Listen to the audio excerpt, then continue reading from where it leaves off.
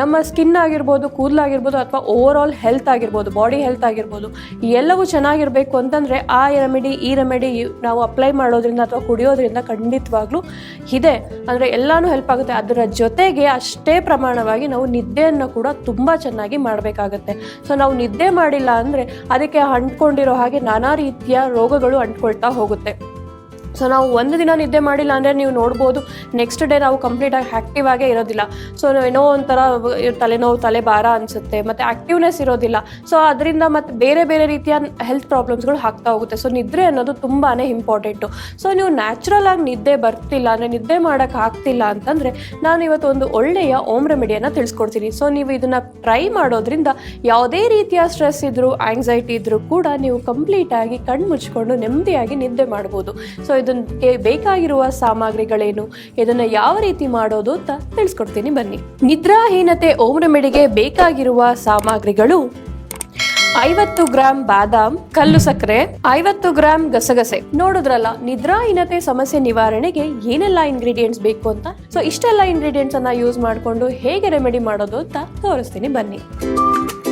ಮೊದಲನೇದಾಗಿ ನಾವು ಒಂದು ಮಿಕ್ಸಿ ಜಾರಿಗೆ 50 ಗ್ರಾಂ ಗಸಗಸೆ ಏನು ತಗೊಂಡಿದ್ದೀವಿ ಅದನ್ನ ಕಂಪ್ಲೀಟ್ ಆಗಿ ಟ್ರಾನ್ಸ್ಫರ್ ಮಾಡ್ಕೊಳ್ಳೋಣ.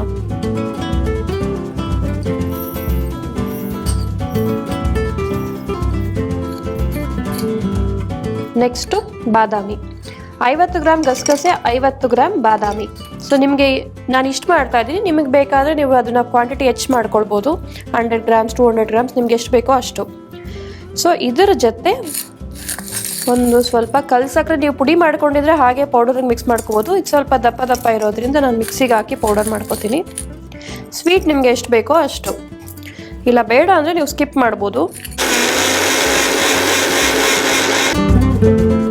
ಸೊ ಇದನ್ನು ಒಂದು ಬೌಲಿಗೆ ಟ್ರಾನ್ಸ್ಫರ್ ಮಾಡ್ಕೊಳ್ಳೋಣ.